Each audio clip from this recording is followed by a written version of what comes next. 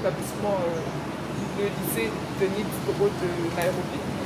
Du coup, on voudrait un peu plus savoir sur vous et pourquoi vous êtes là aujourd'hui. Merci beaucoup. Je m'appelle Jonas Kohn, je suis le conseiller politique à l'ambassade d'Allemagne. Aujourd'hui, je suis ici pour discuter un peu avec des étudiants ici au lycée français de Nairobi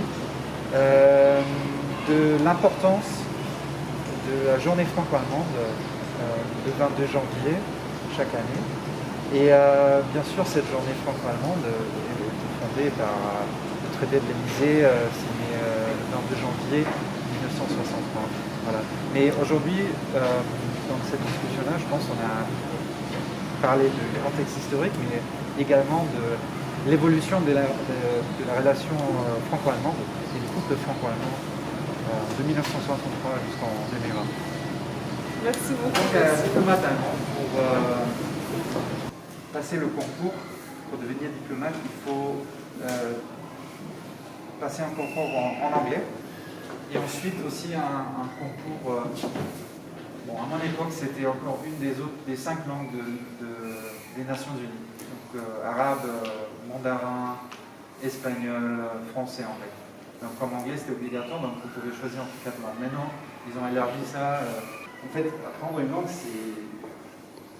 Vous rentrez toujours forcément dans la culture du pays ou de la région où cette langue est parlée.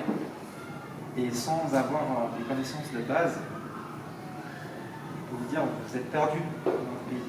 Si maintenant il y a des matchs de foot et Bayern München joue contre PSG à Paris, vous allez avoir des milliers de gens qui voyagent à travers l'Europe. Si une troisième guerre mondiale se présente, est-ce que les Allemands seront du côté des Français?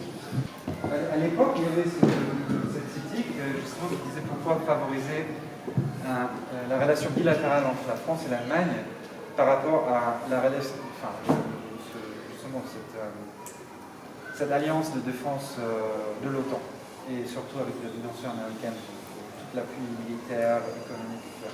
La France et l'Allemagne sont liées par tellement non seulement les traités, mais aussi l'histoire, la politique vécue ensemble. Le couple franco-allemand ou même la construction européenne n'est jamais sans conflit. Mais je pense que le plus important, c'est que au lieu de justement mener des guerres pour essayer de trouver une solution pour, par exemple, une prépondérance économique de l'Allemagne avec son industrie et tout, ce qui était le cas, ou la critique au moins, peut-être aussi le cas à la fin du 19e siècle, avec la réunification de l'Allemagne dans le sens politique à l'époque, donc sous l'Empire, le royaume de la Russie, ensuite l'Empire allemand. À l'époque, c'était déjà la question, en fait, comment gérer l'Allemagne. Et la France, à l'époque, cherchait d'avoir des meilleures relations avec la Russie, justement pour encadrer l'Allemagne et tout ça. Donc, il y a toutes les configurations qui ont été essayées à l'époque et ça a toujours mené dans les guerres.